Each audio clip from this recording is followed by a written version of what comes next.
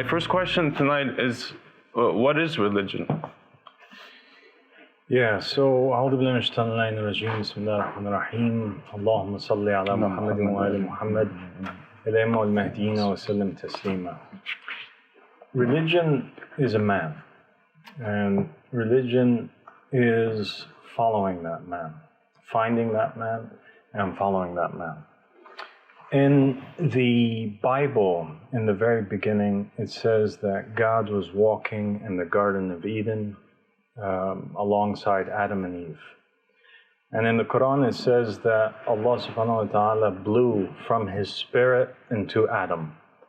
After He blew from His spirit into Adam, He commanded the angels to prostrate down to Adam. What we get from this story is that there is this spirit, this part of God, this spirit of God that was blown and it was sent inside creation. That spirit of God, which was not born, nor does it ever die, and is everlasting, remaining in creation, that is God in creation. That is religion. To find the Spirit of God and to follow it. Mm-hmm. The Spirit of God went inside Adam, and then after Adam passed away and Adam was just a veil, it went into his successor, and then his successor, and his successor, and his successor, and his successor, and is everlasting forever. Mm-hmm. So the Spirit of God has many names and many veils. From His names, from His veils were Adam, Noah, Moses, Jonah, and every single prophet of Allah. All of the prophets of Allah, they make up a part of God in creation. And God in creation is that spirit which is everlasting from the beginning all the way to the end. The goal of religion is to find that man, that veil behind which the Spirit of God is, and to prostrate, to obey, to give victory to Him. That is religion. Thank you. You mentioned that the objective is to find that man. Yes.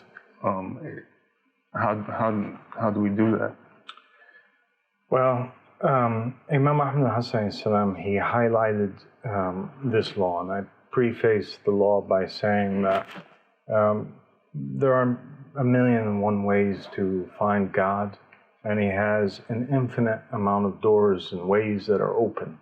Some people, they see the success of that prophet or that messenger or that individual, and they take it as a sign that God is with him.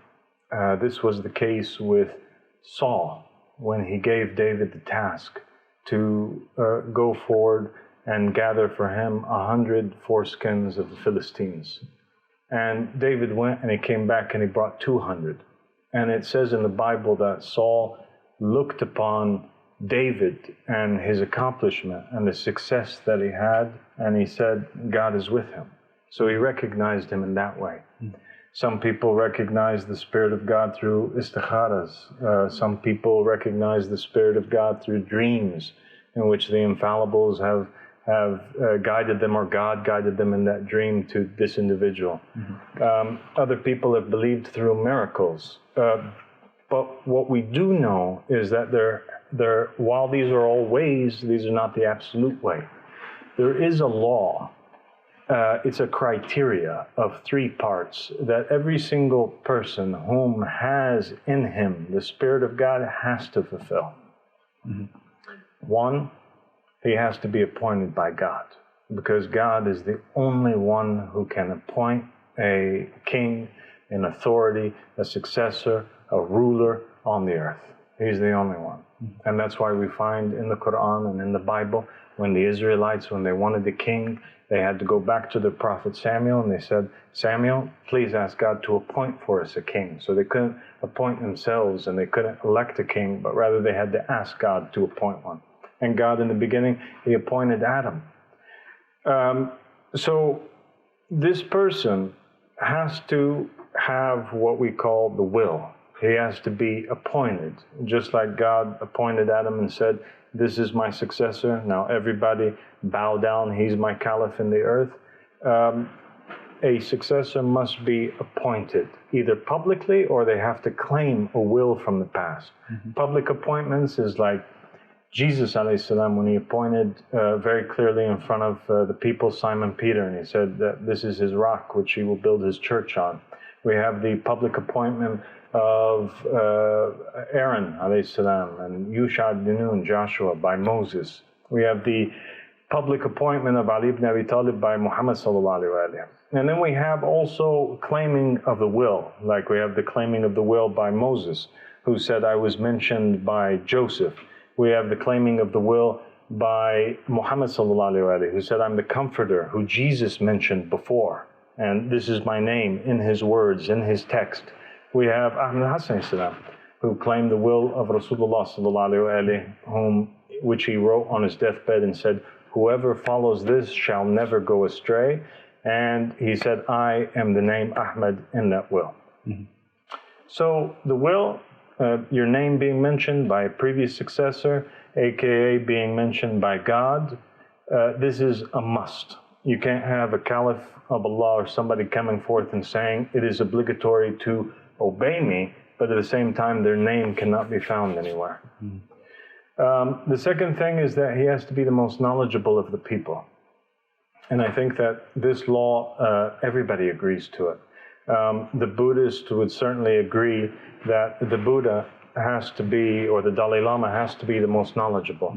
The Catholics will agree that the Pope has to be the most knowledgeable and the final word.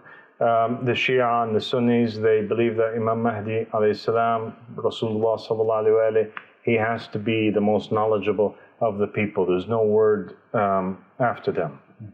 So knowledge, being able to demonstrate knowledge, like it's mentioned in the Quran that Adam, when he was appointed by God, God taught Adam the names of all things. So being able to know and to be asked any question and to have the answer to it, to be the most knowledgeable, this is one of those criteria. The third criteria is that they have to have the banner of supremacy is to Allah. Now what that means is that we can't have a proof of God that comes to the people and he says, okay, I'm going to build a democratic state or a socialist state or a communist state or any sort of state that is ruling by anything else other than what God brought down, right? So the unique thing about Al-Həsən, and it's one of the reasons, it's one of the very clear reasons why anybody should follow him, is that there is nobody in this day and age on the face of the earth besides him and us, and we are on the same under the same banner, and I'm his successor, that is calling people to this concept of the supremacy of God, saying that nobody can appoint a leader or a president or a prime minister except for God.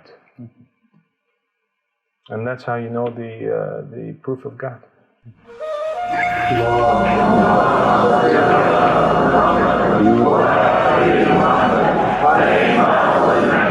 وسلم تسليما